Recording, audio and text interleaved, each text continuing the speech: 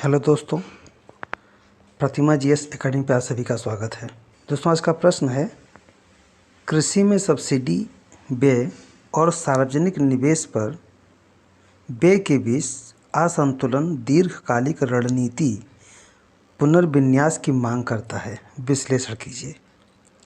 दोस्तों, यहाँ पे कृषि सब्सिडी से संबंधित साथ ही साथ सार्वजनिक निवेश के मध्य जो असंतुलन है उस पर चर्चा करने की बात कही गई है।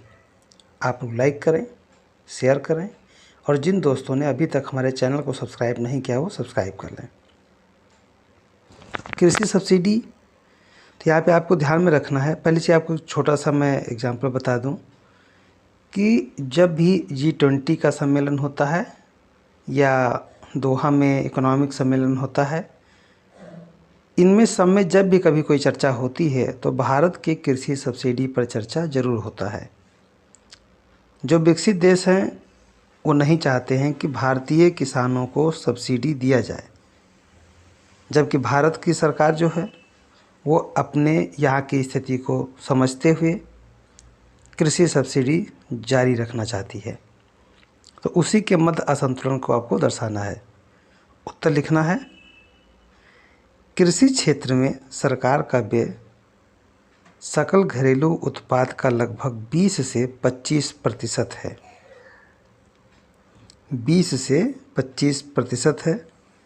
यह दक्षिण तथा दक्षिण पूर्व एशियाई क्षेत्र में होने वाले सर्वाधिक व्यय में से एक है। तथापि इससे कृषि से वांछित आउटपुट प्राप्त नहीं होते।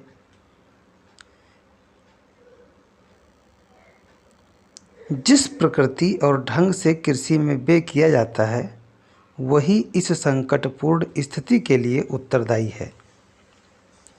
कृषि में किए जा रहे सार्वजनिक व्यय का लगभग 80% इनपुट जो सब्सिडी है वो उर्वरक, ऊर्जा और सिंचाई के रूप में होता है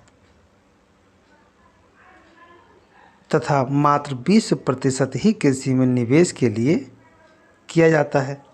अब यहाँ पे कहने का तात्पर्य यह है कि जो कृषि सब्सिडी दिया जाता है वो खाद्य हुआ, ऊर्जा हुआ, सिंचाई हुआ, उसके लिए दिया जाता है, जबकि निवेश के लिए मात्र 20% दिया जाता है। तो जब निवेश होगा नहीं तो उसमें अलग प्रकार के कोई विकास कैसे होगा।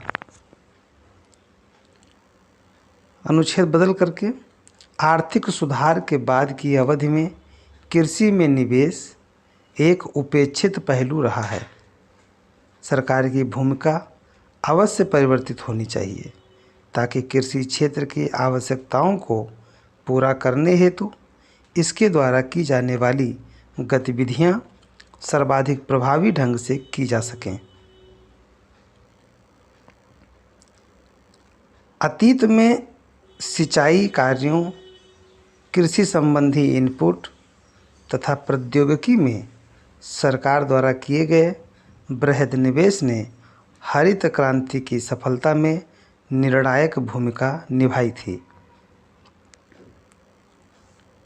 सार्वजनिक निवेश को अवसंरचना के साथ साथ कृषि प्रौद्योगिकी में शोध तथा विकास के रूप में एक महत्वपूर्ण पहलू निभाई है।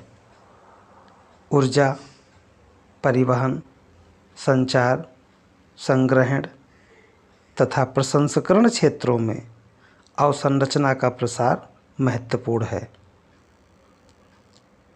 निवेश के बल पर सिंचाई प्रणाली का विकास किया जा सकता है, जिससे मध्य एवं दीर्घ अवधि में भारतीय कृषि का स्वरूप वर्षा आधारित कृषि से सिंचित क्षेत्र में परिवर्तित होगा।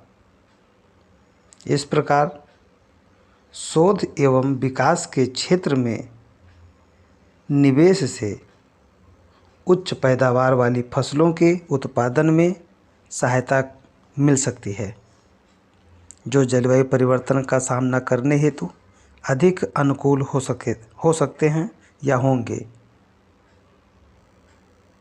इसके साथ साथ ग्रामीण अवसंरचना तथा ई अवसंरचना के निर्माण से किसानों के लिए एक नए मार्ग प्रशस्त हो सकते हैं। इस निवेश से सहायता गतिविधियों तथा कृषि आधारित उद्योगों हेतु अनुकूल वातावरण तैयार हो सकता है। सब्सिडियों को तर्कसंगत बनाने तथा प्रत्यक्ष अंतरण के माध्यम से लाभार्थियों को बेहतर रूप से लक्षित करना सार्वजनिक निवेश हेतु संसाधनों के उस हिस्से को पैदा कर सकेगा जो शोध, शिक्षा, प्रसार, सिंचाई, जल प्रबंधन, मृदा परीक्षण, भंडारण तथा शीतगृहों की व्यवस्था के लिए अनिवार्य है। विभिन्न नीतियों से उत्पन्न होने वाले विरूपण को, जिसमें प्रयोक्ता को बिजली तथा पानी के शुल्क से मुक्त कर देना सम्मिलित है, बेहतर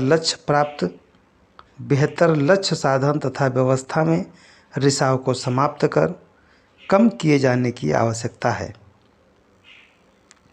अतः हम कह सकते हैं या देख सकते हैं कि एक फलते फूलते या आकर्षक कृषि क्षेत्र के लिए सब्सिडी प्रदान किए जाने के स्थान पर निवेश को प्रधानता दी जानी चाहिए। यद्यपि कुछ सब्सिडी की आवश्यकता को नकारा नहीं जा सकता, लेकिन उन्हें तर्कसंगत रूप प्रदान किए जाने की आवश्यकता है, ताकि इस प्रकार बचाए गए पैसे को भारतीय कृषि को एक आकर्षक एवं लाभदायक व्यवसाय बनाने हेतु निवेश किया जा सके। निवेश तथा सब्सिडी के बीच उचित संतुलन कृषि को भारतीय अर्थव्यवस्था का इंजन बनाया जा सकता है। धन्यवाद। जय हिंद, जय भारत।